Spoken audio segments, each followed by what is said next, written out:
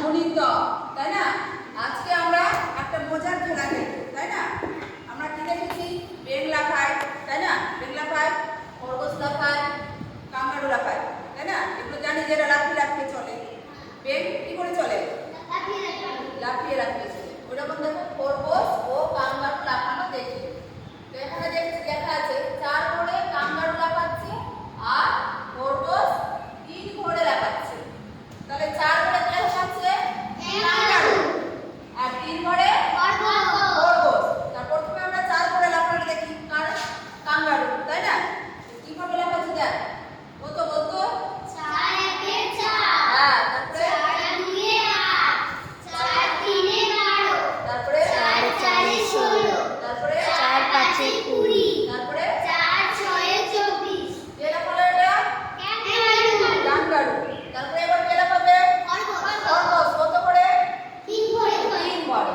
তাহলে দেখ বল। 3 একে 3, তারপরে 3 দুয়ে 6, তারপরে 3 তিনে 9, তারপরে 3 চারে 12, 3 চারে 12, তারপরে 3 পাঁচে 15, তারপরে 3 ছয়ে 18, তারপরে 3 সাতে 21, তারপরে 3 আটে 24, 3 আটে 24। তাহলে এর যে দুটোই সংখ্যা এর জায়গায় মিলেছে কোথায় কোথায় বলতো? 12 আর 24, 12 আর 24, তাই না? এখানে খরগোশও এসছে আর কাঙ্গারুও এসছে, তাই না? 12 তে খরগোশও এসছে আর দুজনেই এসছে, দুজনেই একসাথে এক জায়গায় লাফ দিয়েছে, তাই না?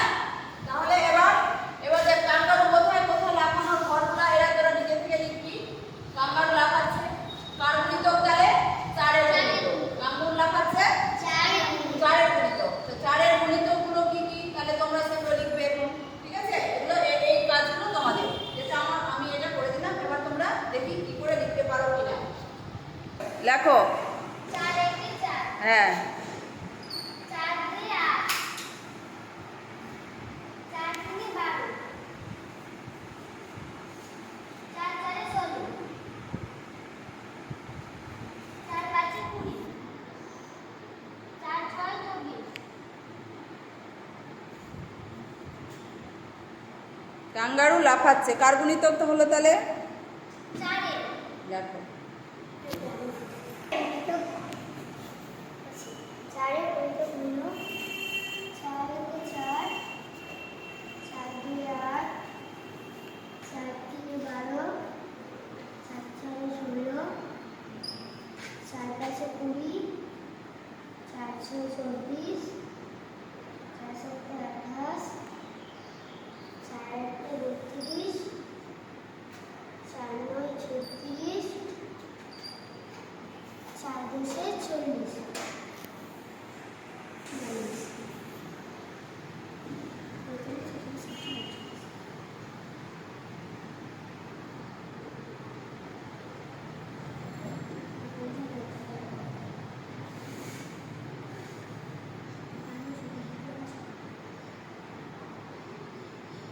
কি লিখলে তুমি এটা?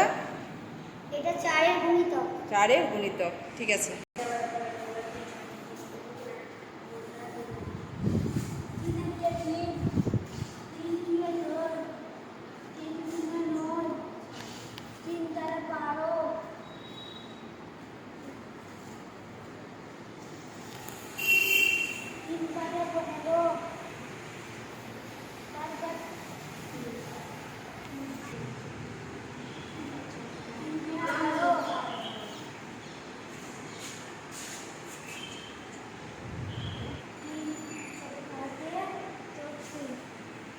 হয়ে গেছে।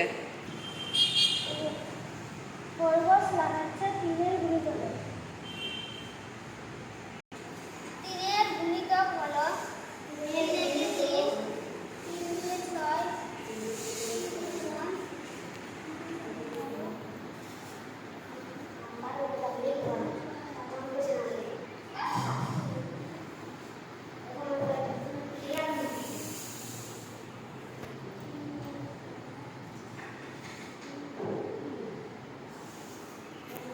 তাহলে কি কি শিখলাম আমরা? কার গুণিতক শিখলাম? 3 এর। তিনের আর চারের চারের